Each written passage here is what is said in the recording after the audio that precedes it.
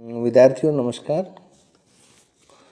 मैं डॉक्टर सहदेव पारिक श्री गोविंद गुरु राजकीय महाविद्यालय बांसवाड़ा से। विद्यार्थियों आज हम बीए प्रथम वर्ष के समाजशास्त्र विषय के प्रथम प्रश्न पत्र समाजशास्त्र का परिचय में समाजशास्त्र का अन्य समाज विज्ञानों के संबंध के क्रम में आज हम समाजशास्त्र और मनोविज्ञान के विषय में चर्चा करेंगे। आज की चर्चा में हम समाजशास्त्र और मनोविज्ञान का आपस में संबंध बताएंगे। तो समाजशास्त्र और मनोविज्ञान को जो वो एक दूसरे से घनिष्ठ रूप से संबंधित माना जाता है और सामाजिक मनोविज्ञान ने तो समाजशास्त्र और मनोविज्ञान को जो और अधिक निकट ला दिया है। मनोविज्ञान को मस्तिष्क का या मानसिक प्रक्रियाओं का विज्ञान माना जाता है और जिस प्रकार समाजशास्त्र का केंद्रीय विषय या विषय वस्तु समाज और सामाजिक व्यवस्था है, उसी प्रकार मनोविज्ञान का केंद्रीय विषय व्यक्तित्व है जिसको पर्सनैलिटी कहते हैं। और मनोविज्ञान की रुचि व्यक्ति में न कि उसकी सामाजिक परिस्थितियों में यह शास्त्र मानसिक तत्वों में जिसमें मतलब ध्यान है, कल्पना है, आपका जो तंत्रिका तंत्र है या स्नायु मंडल है, बुद्धि, भावना और स्मृति और मस्तिष्क की स्वाभाविकता एवं विकृति का अध्ययन करता है। इस शास्त्र के द्वारा मनुष्य के मानसिक विचारों एवं अनुभवों का अध्ययन और विश्लेषण किया जाता है। मनोविज्ञान प्रमुख रूप से व्यक्ति के व्यवहारों का अध्ययन करता है और उसमें उन मानसिक प्रक्रियाओं को जिसमें संवेग है, इमोशंस है, भावनाएं हैं, प्रेरकों, चालकों और प्रत्यक्ष बोध और बोधीकरण और सीखना आदि का अध्ययन जो किया जाता है, जो व्यक्ति को एक निश्चित प्रकार से व्यवहार करने के लिए प्रोत्साहित करती है। व्यक्ति में ये मानसिक प्रक्रियाएं संगठित रूप में और एक निश्चित प्रतिमान का निर्माण करती है जिसे व्यक्तित्व कहा जाता है। यानी कि इन सारी चीज़ों से मिलकर के व्यक्ति के व्यक्तित्व का निर्माण होता है या इससे जो एक संरचना निर्मित होती है उसको हम व्यक्तित्व कह सकते हैं। और इसी व्यक्तित्व और इससे से जुड़ी व्यवस्था का जो अध्ययन करना है वो मनोविज्ञान का एक प्रमुख अध्ययन बिंदु है या प्रमुख कार्य मान सकते हैं हम इसको। समाजशास्त्र जो हो सामाजिक व्यवस्था का अध्ययन है और इसमें सामाजिक संबंधों, सामाजिक प्रक्रियाओं, समूहों, संस्थाओं, प्रथाओं, परंपराओं, सामाजिक मूल्यों और सामाजिक संरचना और सामाजिक परिवर्तन आदि का अध्ययन किया जाता है और इन्हीं से मिलकर के सामाजिक परिस्थिति बनती बिगड़ती रहती है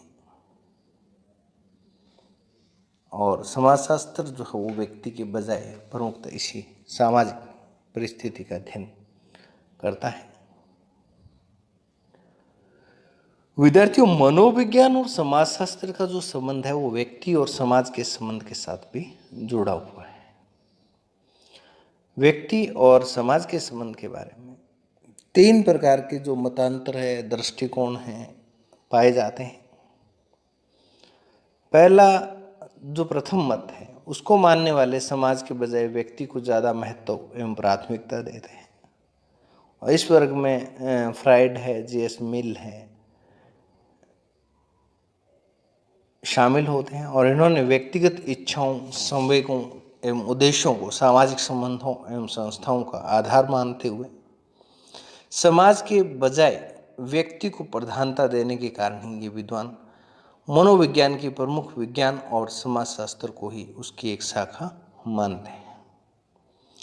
द्वितीय मान्यता जो है, द्वितीय विचारधारा जो है, उसको मानने वाले व्यक्ति के बजाय समाज को अधिक महत्व और प्राथमिकता देते हैं। इस मत के समर्थकों में अगस्त काम्टे और दुर्खेम जैसे विद्वानों को शामिल किया जाता है इन्होंने समाज का आधार व्यक्ति को न मानकर उनके बीच होने वाली अंतःक्रियाओं को माना है। इन्होंने व्यक्ति से अलग या पृथक समाज की स्वतंत्र सत्ता को स्वीकार किया है और वो व्यक्ति को समाज की एक देन मानते हैं और समाज को प्रधानता देने के कारण ये मनोविज्ञान के बजाय समाजशास्त्र को प्रमुख विज्ञान मानते हैं। इनके अनुसार मनोविज्ञान समाजशास्त्र की एक शाखा मात्र है, यानी कि अपने आप में संपूर्णता जो है वो समाजशास्त्र और उसकी एक ब्रांच, उसकी एक शाखा जो है वो क्या है, मनोविज्ञान है। और तृतीय मान्यता, तृतीय मत जो है वो ये है कि व्यक्ति को और न ही समाज को एक दूसरे की तुलना में अधिक महत्व और प्राथमिकता देते हैं। इस मत के अंतर्गत उपयुक्त दोनों जो दृष्टिकोण हमने अभी बताए थे आपको, इन दोनों के बीच में एक समन्वयात्मक दृष्टिकोण दिखाई देता है या देखने को मिलता है। इस मत से संबंधित विद्वानों में मैक्स वेबर है, गिन्सबर्ग है, डिल्थे है, मैकाइवर और अन्य जो है वो व्यक्ति और समाज को एक दूसरे का पूरक मानते हैं, यानी कि एक के बिना दूसरा और दूसरे के बिना पहला, व्यक्ति के बिना समाज का और समाज के बिना व्यक्ति का कोई अस्तित्व नहीं है। और दोनों का महत्व जो समान है, दोनों में कोई भी ना तो कम महत्वपूर्ण और ना ही कोई अधिक ज़्यादा महत्वपूर्ण है। जो व्यक्ति से संबंधित शास्त्र मनोविज्ञान और समाज से संबंधित शास्त्र समाजशास्त्र में से किसी को भी एक दूसरे की तुलना में अधिक महत्व और प्राथमिकता नहीं दी जा सकती है। वास्तव में ये दोनों शास्त्र एक दूसरे से काफ़ी कुछ ग्रहण करते हैं, परंतु अधिकांश समाज वैज्ञानिक इसी तीसरे मत या तीसरे दृष्टिकोण से ही सहमत हैं। व्यक्ति के जो मानसिक विचार हैं, व्यक्ति के जो मानसिक विचार हैं और अनुभव है, जिसका मनोविज्ञान में अध्ययन किया जाता है, इस दृष्टि से सामाजिक है कि हम इन पर सामाजिक पर्यावरण और व्यक्तियों की अंतःक्रियाओं का प्रभाव स्पष्ट रूप से देख सकते हैं। साथ ही व्यक्तियों की अंतःक्रियाओं और सामाजिक पर्यावरण जिनका समाजशास्त्र में अध्ययन किया जाता है, मानसिक प्रक्रियाओं का परिणाम या फल है। और अन्य शब्दों में हम ये कह सकते हैं कि मानसिक जो प्रक्रियाएं हैं वो सामाजिक परिस्थितियों से और सामाजिक परिस्थितियां जो है वो मानसिक परिस्थितियों से प्रभावित या मानसिक प्रक्रियाओं से प्रभावित होती है। कि सामाजिक प्रक्रियाएं, सामाजिक परिस्थितियां जो है वो मानसिक प्रक्रिया से और मानसिक प्रक्रिया जो है वो सामाजिक परिस्थिति से प्रभावित होती है, यानी कि एक दूसरे को ये प्रभावित करते हैं। अतः समाजशास्त्र और मनोविज्ञान दोनों एक दूसरे से संबंधित ही नहीं बल्कि एक दूसरे के लिए आवश्यक भी है। ये तो विद्यार्थियों थी समाजशास्त्र और मनोविज्ञान के बीच एक तरह से हमारी जो समानता की बात करें या समरूपता की बात करें। अब हम ये बात करते हैं कि जो समाजशास्त्र जो है वो मनोविज्ञान से किस प्रकार से डिफरेंट है। उसमें लगभग वही है कि एक तरफ हमने मनोविज्ञान की विशेषताओं को ध्यान में रखना है और दूसरी तरफ हमें समाजशास्त्र की विशेषताओं को ध्यान में रखते हुए इन दोनों के बीच में अंतर स्थापित करना है। तो मनोविज्ञान का संबंध हमने आपको पहले बताया था कि मनोविज्ञान जो वो मानसिक प्रक्रियाओं से संबंधित है और जबकि समाजशास्त्र का संबंध समाज और सामाजिक प्रक्रियाओं से जुड़ा हुआ है। मनोविज्ञान में एक ही व्यक्ति की विभिन्न क्रियाओं के अंतर संबंधों का, जबकि समाजशास्त्र कई व्यक्तियों या समूहों के बीच होने वाली अंतःक्रियाओं का अध्ययन करता है। मनोविज्ञान का अध्ययन क्षेत्र जो है समाजशास्त्र की तुलना में काफ़ी कम है या छोटा है, कम विस्तृत है।